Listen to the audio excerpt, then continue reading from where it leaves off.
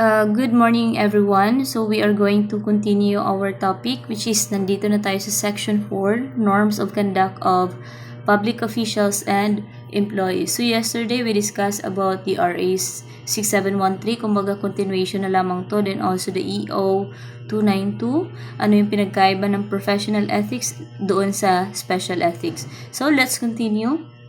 So sinabi dito under section 4 of Republic Act 6713 that under paragraph A, that the public official and employee, sinabi dito here, na dapat, public official, then yung employee shall observe the following standard of professional conduct in terms of serving their duties, o yung sinasabi natin na execution of our official duties. So pag nagagawa daw tayo ng ating mga responsibility as a public officials and employee, sinasabi dito sa paragraph A, ito yung sinasabi, commitment to public interest. In short, hindi na natin basahin kung ano yung nandiyaang definition. Sinasabi dyan na we as a public officials and employees, dapat kung tayo naging public official, we must uphold the public interest. Pag sinabing uphold the public interest, susundin natin kung ano yung the best beyond na kaya nating i-provide sa public. Kumbaga, the priority of our serving our responsibility is that nakafocus doon what is the best to the public.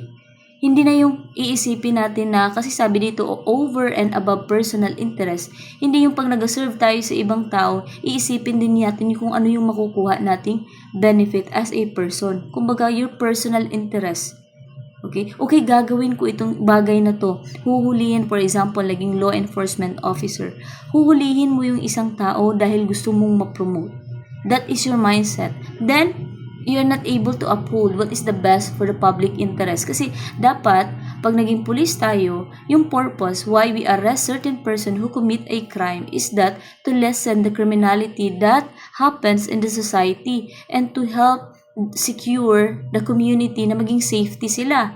Pero, yung interest mo is para ma-promote ka, then, yung iniisip mo lang is yung sarili, yun ang pwede nating maibigay na example as a public official. Next, we have here, add na lang natin sa paragraph A, we have also stated na pag once we are a public official, dapat daw, we are going to use the resources, different types of resources na nandiyan sa government natin efficiently, effectively, honestly. Pag siyaming honestly, kumbaga, gagamitin mo talaga kung saan dapat gagamitin yung funds. Nangyayari ngayon sa ating government. Hindi na efficient yung ginagawa nila. Hindi na rin effective. Kasi yung nagagawa nilang mga project, nasisira agad. Efficient, hindi na siya efficient kasi yung amount na nakukuha based sa fund napakalaki. Then hindi din siya honestly, it is because kahit kanina lang napupunta yung pera. Kasi economically, pag sinabi natin economic, dapat ma-preserve natin kung ano yung dapat na pangalagaan, particularly to avoid waste daw in terms of the public funds. Kumbaga mapupunta lang sa wala yung pera ng government, which is pera ng government, pera din ng tao. Next, we have here under paragraph B, referring to professionalism. Dito naka-emphasize lang na pag once you're a public officials and employees, dapat daw while performing your duties, dapat daw into the highest level. Tandaan niyo yan. Kumbaga ipakita mo na kung ano yung kakayanan mo as a public official. Ikaw naman din ang maka-benefit at the same time yung tao. People will admire you based on your output sa responsibility na ginawa mo. Mag-admire, mag-follow sila sa imo. At the same time, pwede ka nilang magiging inspiration. Pag once you follow under paragraph B, being a professional based on your duty as a public official. At the same time, dagdagan din natin yung intelligence. So, kumbaga, pag once public officials na tayo, wag nating i-limit yung ating sarili na, public officials naman ko. Nga need ko pa nitunan ni mga amusini, yung mga ganitong bagay. No, it's not. Kumbaga, do not limit your capacity to learn. Kumbaga, kahit na tumatanda tayo, yes, we're still learning. And at the same time, skill. Ipakita natin kung ano yung meron sa atin. Pag meron na tayong skill, then hindi pa enough sa responsibility na meron tayo, then we can able to acquire some trainings and seminar para maging ano yung goal natin as being a professional. Yung sinasabi na professionalism is magkakaroon tayo ng highest degree of excellence in terms of performing our duties as public officials. Okay, next we have here paragraph C under section 4, justness and sincerity. So, pag sinabi nating justness and sincerity, napakahaba po ng definition na yan, hindi natin isa-isahin. As a public officials or employees, dapat daw maging totoo tayo sa sarili muna natin, una, then at the same time, doon sa mga taong binibigyan natin ng serbisyo. At all times, it was being emphasized here na dapat sa lahat ng oras. Hindi lang sa dito kay giabot ka, good mood ka, okay, ganito yung gawin ko sa inyo, okay. No, it's not. At all times talaga. Then, pag sinabi naman nating sincerity, ito yung yes, truthful, genuine yung mga actions mo doon sa tao. Then at the same time, yung decision making mo is genuine. Kumbaga, walang certain factor that affects your decision na nag-push lang sa imo para himuon na. No, it's not. Dapat galing yan sa iyo mismo. Okay, tandaan niyo pag sinabi nating justness, ito yung pagiging fair natin.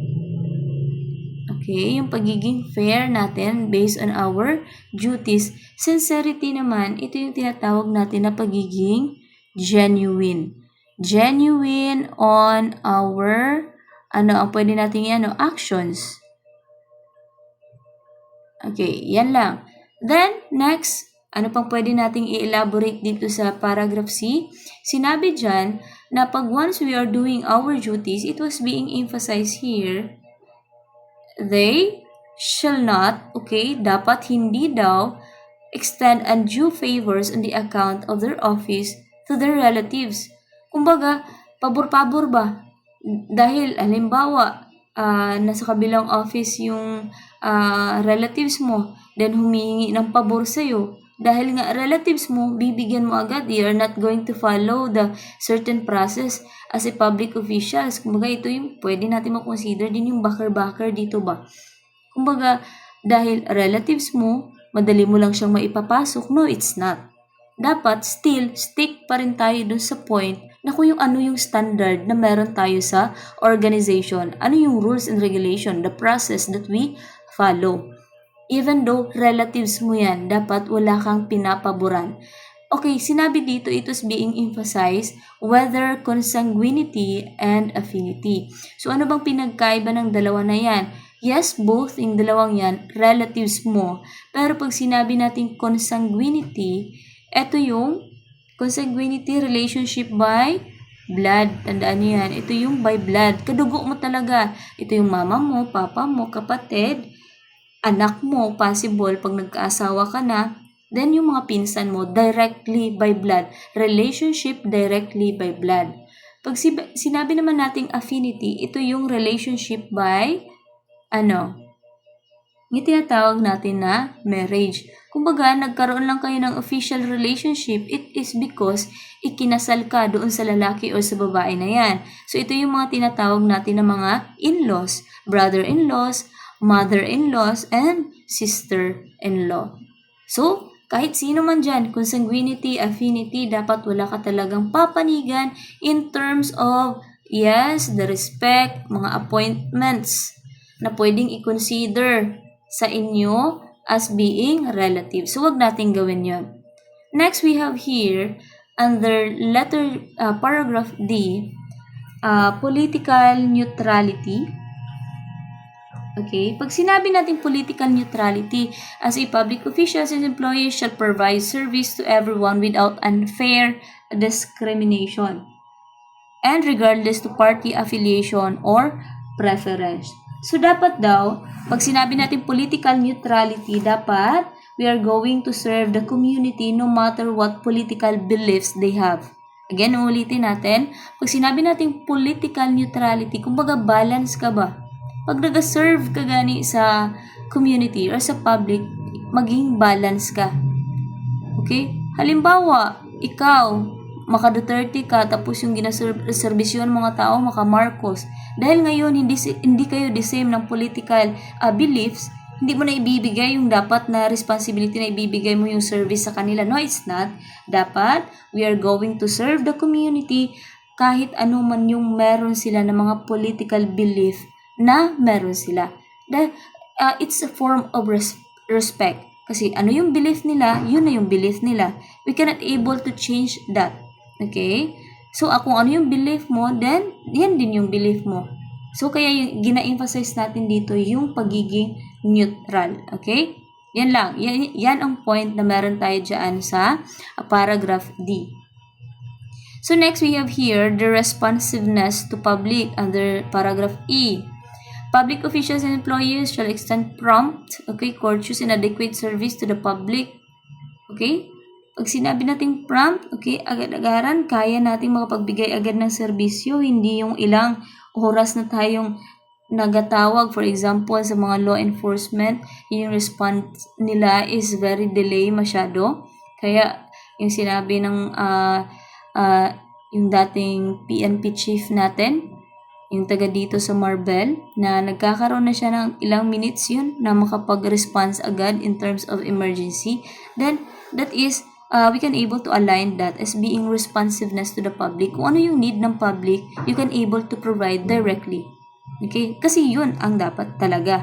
Kasi ginagawa mo ng maayos yung iyong serbisyo or yung responsibility na dapat mong ibigay. So, sinabi dito, it was being emphasized or highlighted itong avoid red tape. Pag sinabi nating avoid red tape, ito yung we are going to avoid mga overcomplicated rules pag tayo naging nasa public officials na, kumbaga, masyado tayong hectic or strict or something na yung proseso na binibigay natin sa public, napakahirap sundin. Kumbaga, iwasan natin yun. Bakit sinabi dito? Avoid red tape and develop an understanding and appreciation of the socio-economic condition prevailing in the country. Bakit need natin i-avoid ang red tape? It is because there is certain mga socio-economic condition na gina-encounter ang ating country. Then, ikaw maging public officials ka, dagdagan mo pa, papahirapan mo pa yung proseso in terms of giving you service. So, whatever organization you have, so mas lalong lalala yung issue na meron tayo sa country. So, kumbaga ikaw as a public official, i-lessen mo na ang burden na meron sa community natin through giving a simple instruction, giving simple process para mas mapadali kung ano man yung service na kaya mong ibigay sa kanila. Okay? Next, we have here under the paragraph F, the nationalism and patriotism. Dapat daw, as a public officials, yes, maging part ito, yung pagiging nationalistic natin and patriotic, that public officials and employees shall at all times be loyal. Emphasize talaga na all times yan, maging loyal ka, hindi kay sagiabot ka lang. To the Republic and to the Filipino people, promote the use of locally produced goods. Dapat daw pag tayo naging public officials, tayo mismo ang tatangkilik sa mismong atin. Tagline yan dati. Resources, technology, encourage appreciation and pride of the country. Maging proud tayo kung ano yung meron sa bansa natin. And at the same time, they shall endeavor to maintain, defend Philippine sovereignty against foreign intrusion. Pangalagaan natin yung bansa natin na baka sakupin tayo ulit ng mga mananakop. Okay? Yun ang nangyari sa atin before. So, pag sinabi natin nationalism, patriotism, we're going to elaborate. Nationalism, it is all about how loyal we are, how devoted we are in terms of our country. Kumbaga, gaano ka-pride sa ating bansa, gaano mo binibigyang halaga, gaano mo ipinagmamayabang yung bansa natin na meron tayo as a Filipino. Okay? Paano natin gina-promote ang sariling atin? Yun ang pagiging nationalist. Lahat tayo pwedeng maging nationalistic person, but hindi lahat sa atin maging patriotic. Kasi yung pagiging patriotic, ito yung yes, the same, parang yung nationalistic and patriotic, yung meron silang love sa country, Pero dito sa patriotic, need ng action. Kumbaga, sa patriotism, need ng actual action na dapat ipakita mo kung gaano mo talaga ka-love. So, how are you going to say that? Or how you are going to act that? Ito yung magbigay tayo ng serbisyo sa ating country. Respect and support. So, kumbaga, for example, sino yung nagbibigay ng serbisyo sa country natin? Yes, you can consider, yes, the public officials and yung mga, police officers, mga armed forces of the Philippines. Yung mga nagaserbisyo, yung ginasacrifice nila ang ilang sarili nga happiness, ang ilang sarili nga family para lang makapag-serve sa country, nagapuli sila sa ilang nga balay, like sa isa ka bulan, kaisa, kaduha, makapases lang. Then, we can consider them as a patriotic kasi they prioritize the service that they can give to the community or the public rather than the service na dapat ihatag nila sa ilang pamilya. Amo ning ginatawag na willingness to serve and die, yung ginawa ni Jose Rizal, or pwede natin kung hindi mo man kayang mamatay para sa Pilipinas, ito yung willing to sacrifice for the country. Ano mang sakripisyo yun, aside sa pagkamatay, kasi yun ang ginawa ni Rizal. Okay, wala naman siguro, parang wala na siguro tao na willing magpakamatay para sa bansa, no? Parang si Jose Rizal na lang ata yung last. Okay, so, I hope you understand. Next, we have here, paragraph G. Ano ba yung paragraph G? It is all about commitment to democracy.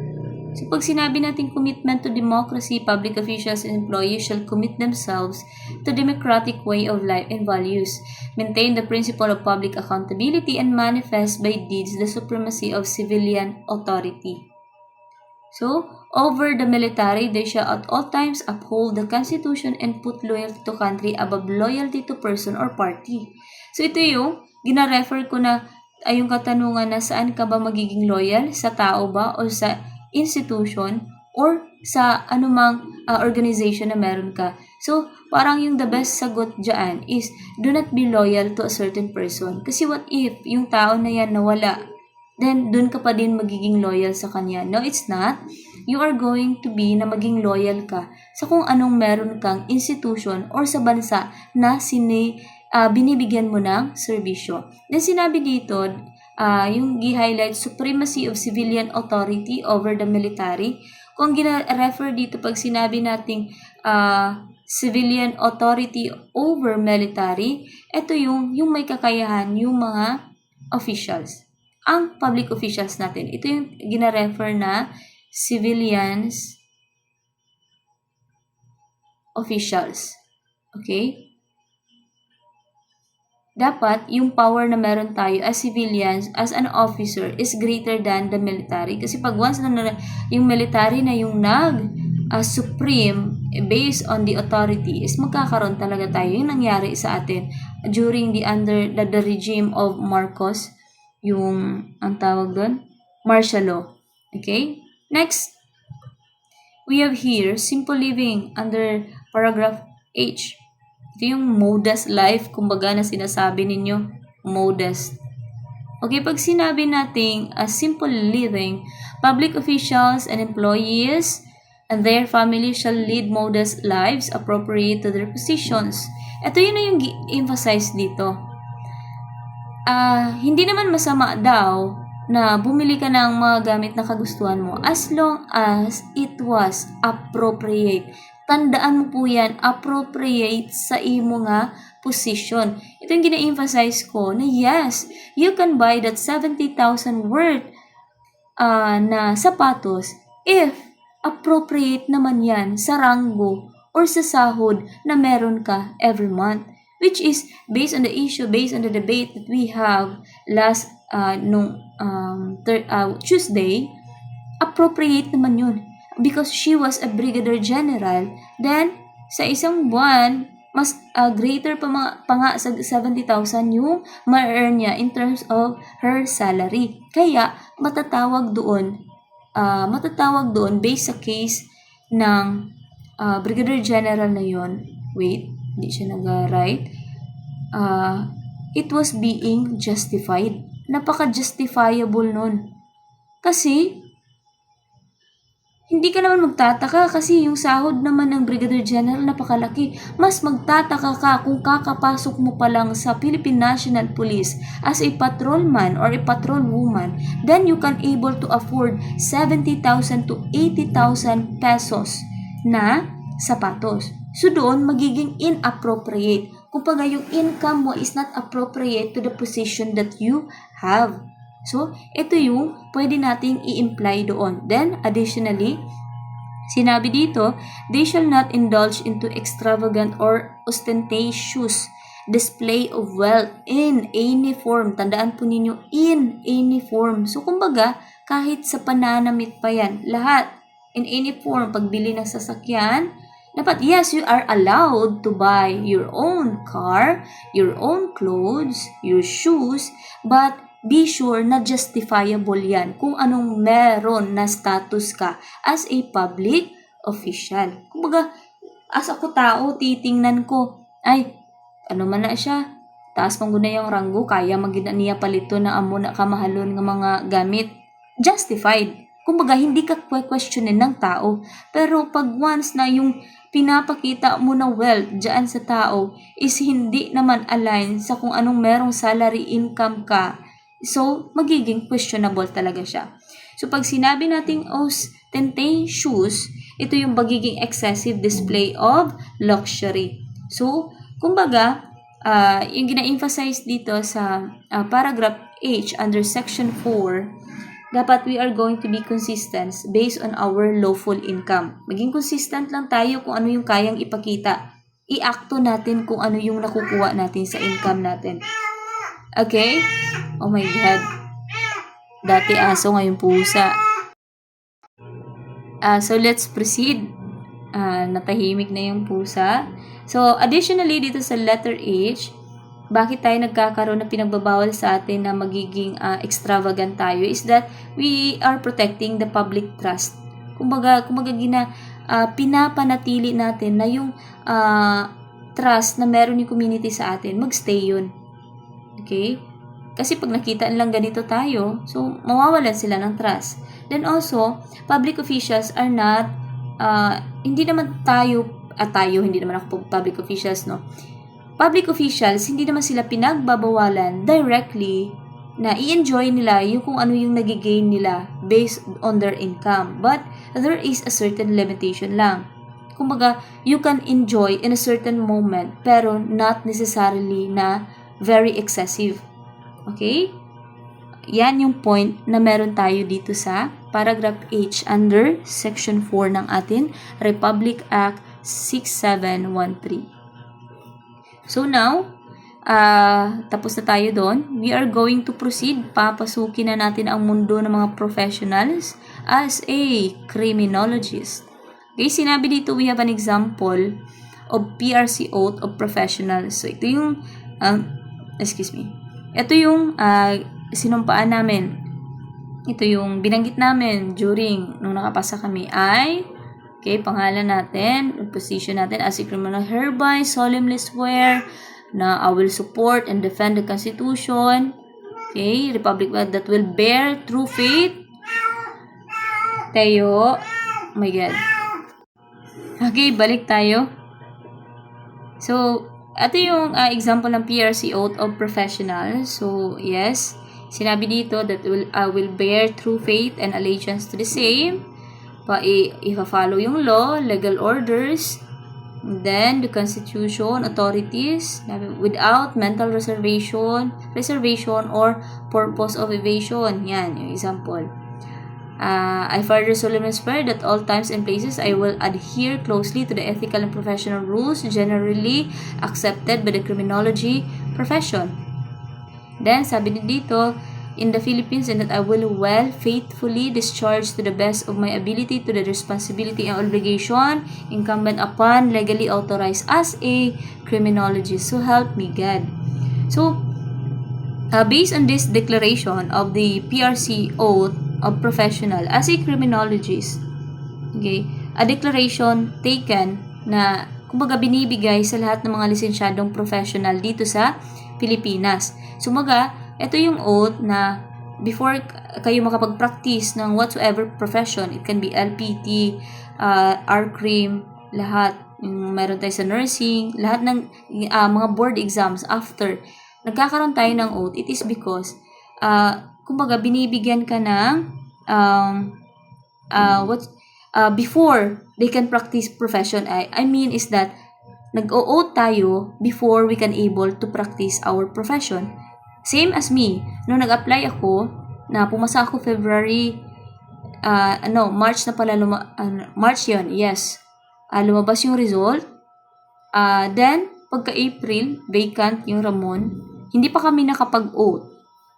Okay, yung HR or yung human resource ng school, di pa required talaga ako na before ako mag-start, magturo, dapat makapag-oath muna ako based doon sa napasahan ko na board exam. Kaya, yan yung point na pag once nakapasa tayo sa board examination, before tayo makapag-practice, dapat makapanumpa muna tayo based doon sa profession na meron tayo.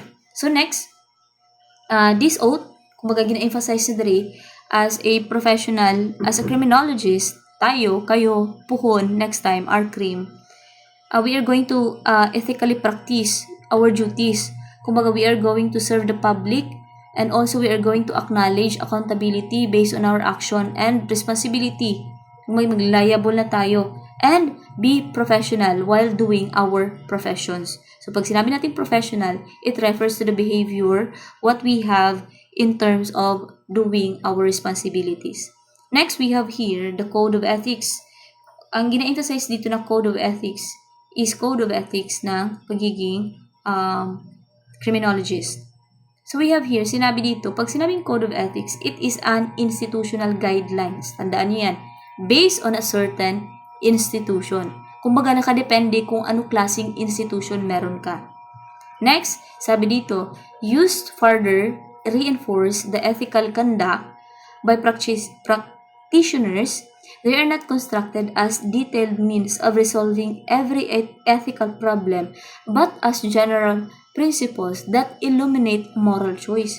Kumbaga yung Code of Ethics daw, hindi yan binibigay sa isang organization or institution para maayos kung anumang conflict based on ethical problem or kumbaga problema sa pamatasan ng ginahambal nga behavior.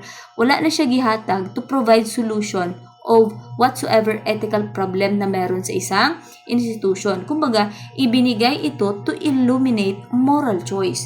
Pag sinabi nating illuminate, it refers to the improvement.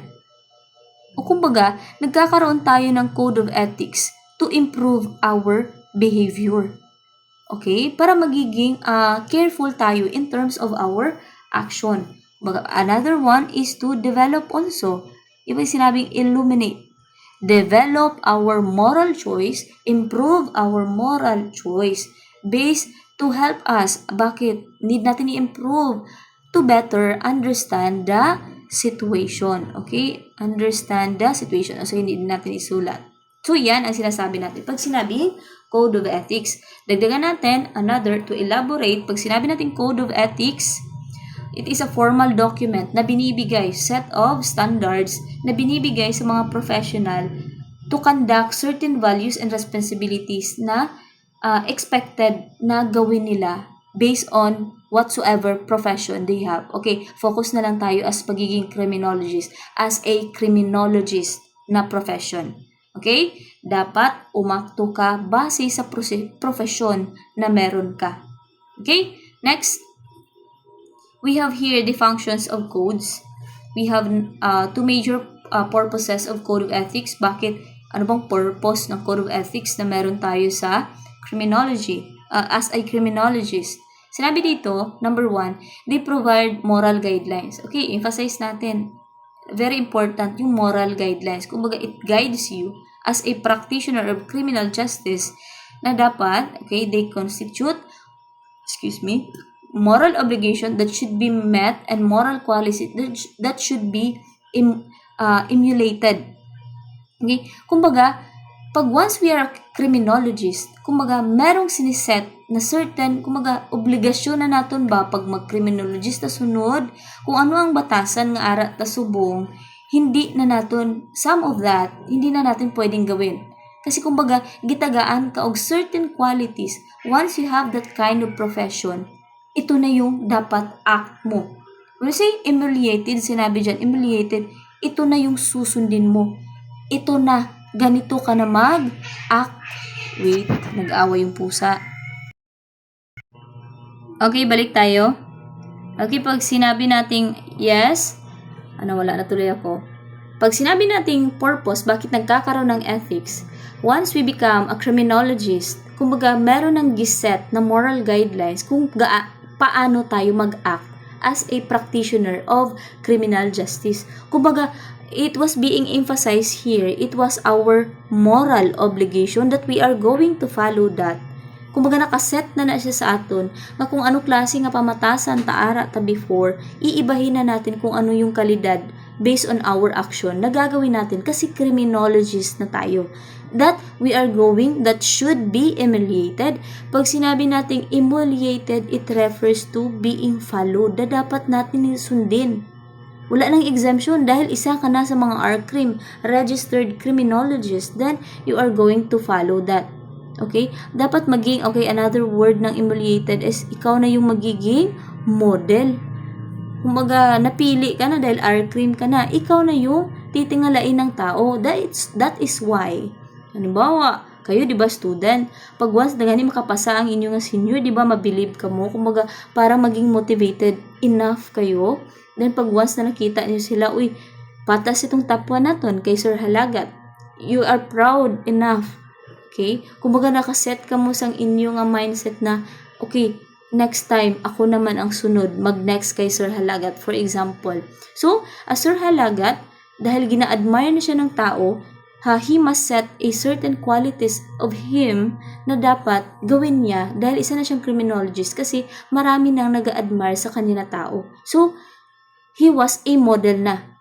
Kumbaga, marami nang sumusunod sa yapak niya at the same time, yung actions niya nagiging basis na rin ng mga decision making ng other or the students na tumitingala sa kanya. Yun yung sinasabi dito sa number 1. We must act based on the moral obligation being set to us to improve our moral as a criminologist, at the same time to help us improve doing our responsibilities as a practitioners of criminal justice.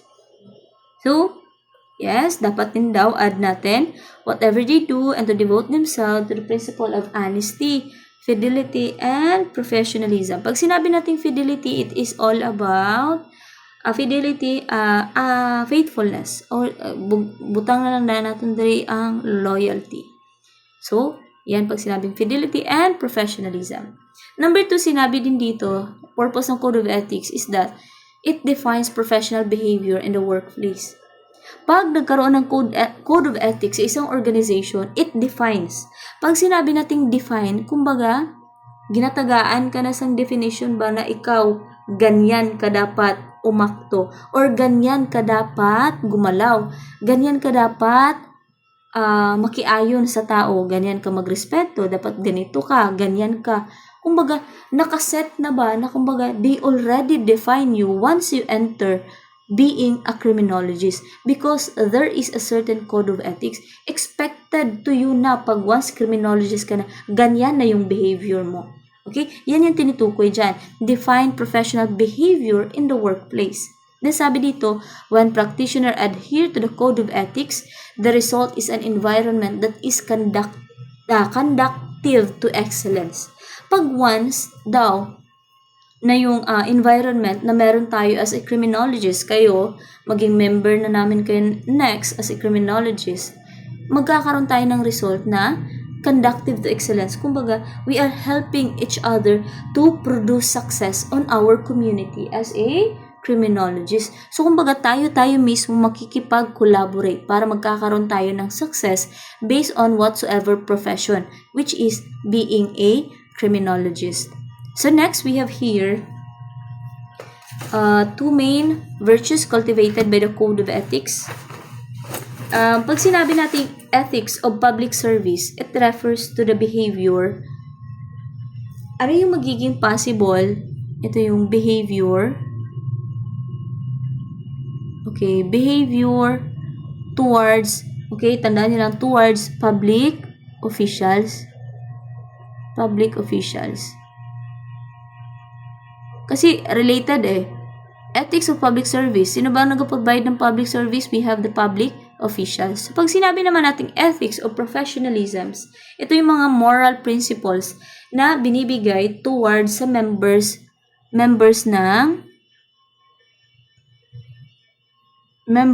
of every profession. Okay, tandaan nyo lang. Again, pag sinabi natin number 1, we have here, ethics of public service. Ito yung moral conduct given towards public officials. Then, pag sinabi natin ethics of professionalism, moral conduct given or moral principles given to the members of every profession. So, kung ano man yung profession na meron ka, how you are going to behave based on your profession. So, may kanya-kanya tayong profession, kanya-kanya din yung the way we behave. Okay, next. We have here, Code of Ethics, Board of Criminology.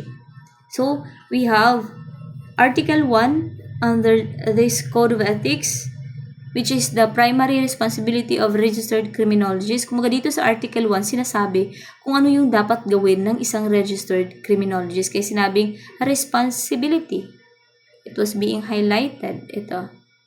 Primary, kauna-unahang dapat na gawin pag ikaw ay naging registered criminologist. So, under paragraph A, the primary responsibility of admitted to the practice of criminology as a registered criminologist daw is to be faithful, yes, maging honest ka, loyal, allegiance to the Philippines, to his profession. Accept sacred obligation, tanggapin natin kung anumang inatas na obligasyon sa atin, responsibility as a citizen, isuportahan natin ang ating constitution under the Philippines. And as a registered criminologist, tulungan din natin na i-defend yung principles o liberty na, o kalayaan na meron ang ating constitution. So yun, isa yun sa ating primary responsibility that we must be loyal to the Philippines and to the profession and give support to our constitution. Yan yung sinasabi dyan. In short, we are going also to protect the persons, the freedom of every person, the right of every person, and at the same time, the dignity we have. Next, under paragraph B, pag once naging registered criminologist, we are going to strive. Keyword natin under the paragraph is we are going to strive to improve. Kailangan daw, once na pag-criminologist, baka kayo maging criminologist kayo next time. Criminologist na bitaw ko. Dili na ako magbasa-basag libro, Dili na ako maminaw og mga lecture, pasa na gain akong board exam. No, it's not. Kaya sinabi ko kanina pa, kahit na tumatanda tayo, we must kept on learning dapat. Kaya, we must strive to improve. Also, in effectiveness based on our diligent study, dapat sincere attention to the improvement and welcome the opportunity to disseminate practical and useful information relating to matters occurring to the benefit of public safety and welfare. In short, what does it mean? As a criminology student, that we must continue learning and improving ourselves, and also at the same time, habang nag-learn ta, dapat po daw, i-share po daw nato ang knowledge nga pwede naton i-share sa public para daw makapag-create ta sang benefit, kumaga may beneficiary sa aton nga knowledge, ba kumaga may pulos ta as a criminologist. Kaya gani ako as a teacher, nga nag-teacher ko. Kaya nga man, gusto ko mubuligan kung ano ko itong na-learn ko before, gusto kong i-share sa inyo. Okay? Para magkaroon ng welfare. Then also, pag sinabi kasing public safety, it's all about referring to the law enforcement. So once you share your knowledge as a registered criminologist, nakakatulong ka na, nakakapag-create ka pa ng safety towards the public. Okay? That is why, in short, letter B emphasized that we must kept on learning even though we achieve as a registered criminologist, and at the same time, the knowledge we have, we are going to share that to other people so that maging naman tayo, may silbi tayo dito sa mundo. Okay? Next, we have here, article number 2. limitation of authority. It was being emphasized kung ano yung limitasyon ng authority na meron tayo. Kasi pag once we are criminologists, we have the authority. We have the power also. Then, under paragraph A, sinabi dito, the first duty of criminology as upholder of the law is to know its bounds upon him. Be aware of limitation. Dapat alam natin kung saan lang dapat tayo. Saan lang dapat yung authority natin. Baka nakakalimutan mo, registered criminologist ka na ngayon, nagyabang ko doon sa isang chief of police. Okay? Hindi mo na alam yung ginagawa kasi natabunan ka na dahil sa yabang mo. It can be. So, we must be aware of our limitation and at the same time, recognize the system of government that gives to no man, group, or institution absolute power. So, what does it mean? Sa lahat ng sistema ng gobyerno, there is no such group na binigyan ng absolute power. Kumbaga yung say absolute power, unending ba? Wala na limitation? Wala po. Lahat po, yan, may restriction, may limitation. So, sinabi din dito, he must ensure that he is prime defender of the system and as such must never pervert its character. Huwag mong sisirain yung sarili mong karakter. Okay? Kumbaga, ikaw na mismo yung nagbibigay ng kabastusan sa sarili mo as a criminologist. So, in short, to elaborate, paragraph A under Article 2, pag kayo naging criminologist, tayo, pag nag-criminologist na, we must understand our own limits based on the authority given to us. Yan, tandaan niyo yan. Then also, we must respect the structure or yung gina-emphasize dito, the government or the system of our government. And at the same time, we are going to act in a way that, protects our law and government. Umakto tayo na habang nag-a-act tayo, napoprotektahan natin yung batas na meron tayo at the same time yung government na meron tayo. Okay? Hope you understand. We must be aware, okay, of our limitations. Even though na kahit hindi pa kayo criminologist kayo as a student, be aware of your limitations. Lahat tayo may limitasyon. Okay, next we have paragraph B under Article 2. With that, they shall in performance of their duty be just, impartial, reasonable, never according anyone more preferential treatment than another. They shall recognize the limitation of their authority and no time use the power of their profession for personal advantage. So what does it mean? Na, under paragraph B of Article 2, when doing our duty as a criminologist, dapat daw maging fair tayo, patas ba, walay bias, wala tayo kampian, basig sunod, uyab nimo imong na-encounter, karon ko iyab man nimo, okay, bias na dayon. No, it's not. Dapat maging, in terms of treating other person, we must be fair, equally, then without any discrimination. Okay, tandaan natin yan ha. Next, another to elaborate, under paragraph B, dapat daw once we are a criminologist na, maging reasonable enough tayo in terms of our judgment. When sir, reasonable enough, kumbaga, focus tayo doon kung ano yung facts na meron existing. O tayong basta-bastang maniniwala doon sa mga haka-haka, chismis, o ganito, ganyan. Dapat magiging na tayo, in terms of our judgment, reasonable kumbaga. And also based on our action. Okay? Ito yung magiging basis natin. Once we gather facts, we must be reasonable based on our judgment. Kasi hindi basta-basta na yung pagiging criminologist natin because we are a practitioner of criminal justice. So next, we have here Article 3, private conduct. So sinabi dito under paragraph A, Article 3, that as a registered criminologist, yes, Snow, shh, quiet. The registered criminologist must be mindful of his special identification by the public as an upholder of the law, must never lax in conduct or manner in private life, express disrespect for the law, nor seek to gain a special power or privilege that would reflect upon the profession. We must also conduct private life, then the public will regard him as an example of stability, fidelity, and morality. In short, ano yung sinasabi dito sa Article 3, Paragraph A? Never lax. Okay. Never lax. What never lax means? Napakabagong term to Okay. Pag sinabi nating never lax, ito yung dapat daw, pag sinabing never lax, ang yung term na lax, ikaw na tao, pag lax ka, you are not paying attention. of whatsoever rules na meron tayo sa society o kung ano man yung giset na rules. So, pag sinabing never lax, never mong gawin na hindi mag-pay ng attention sa mga rules. Yan sinasabi. Never mong gawin na hindi ka mag-pay sa whatsoever rules na meron tayo sa society or sa community or sa organization as a criminologist. Then, elaborate pa natin ay yung sinabi dyan sa paragraph na yan that we as a criminologist, we must follow rules. Simple as that.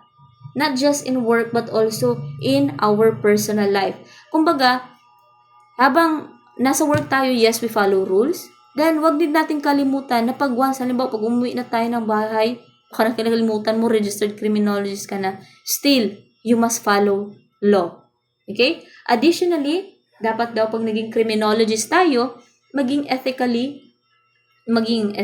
responsible at the same time, respectable enough in our real life also. Because behavior reflects our profession. Kahit nasa loob ka ng trabaho, kahit paglabas mo sa trabaho mo, nasa bahay ka na, nasa palengke ka, nasa tilipapa, sa dalan, sa highway, sa anumang bagay, dapat, kahit wala ka sa trabaho, in terms of your action, dapat respectable enough. You follow ethically what is the standard having that kind of profession. Because, ano gani ang gihambal naton? Behavior is a must in terms of defining of your profession. What does it mean? Kung anong klaseng behavior ka reflects on what kind of profession you have.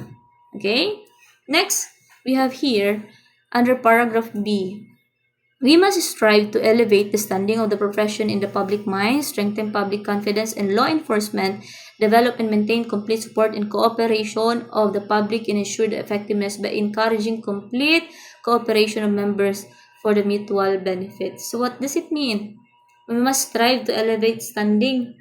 Kumbaga, we, as a criminologist, ginawi ko na ha because I consider you in the future as a criminologist. Na we as a criminologist, we must work that will help our profession improve in the public views. Ito yung, kumbaga, pinaka issue natin ngayon as a criminologist because most of the people, ginadown ta. Kaya nga man, mag-criminology pa man ka, dili magyapon ka priority sa tri-bureau. Tapos nga mag-criminology pa man ka, kung mag-apply kag trabaho, pag once mabalan na criminology ka, registered criminologist, nakapas ka sa board exam, wala magyapon kay masudlan. Even though sa mga government offices, mahirap makapasok, yan yung sinasabi nila. Okay? Kaya daw, pag once kayo na nang maging criminologist, ako, I'm trying that, na dapat yung image being a criminologist is what? We are going to improve kung ano yung paningin ng tao sa atin. Kasi, yes, so yung sabi ko, ngayon nga, minamaliit tayo. So, dapat, as a criminologist, tutulungan natin yung profession natin na ma-improve in terms of the mindset of the public na kumbaga hindi nila tayo i-down. Kumbaga, yung trust and respect nandoon. Kasi sabi, sa na-observe ko ngayon, based on the situation, wala na silang trust sa profession na meron tayo. It is because, kumbaga, we are being discriminated because of the outcome that we cannot able to compete with other program, which is, we have the LPTs, the nurses, or whatsoever coming na mga courses sa undergrad. We cannot able to compete them daw, sabi nila. So, alam naman natin na kaya natin. We are just being labeled, kumbaga. So, once we are being labeled, wag nating i-prove yun. So, kumbaga, magiging motivation natin na kayo, maging criminologist, sana naman, lahat kayo maging successful in life. So, yun ang gina-emphasize dito sa paragraph B under Article 3. So, diyan lang ako mag-stop ng aking discussion because it's already 50 minutes. It was being recorded because I'm not feeling well. Maybe, baka yung boses ko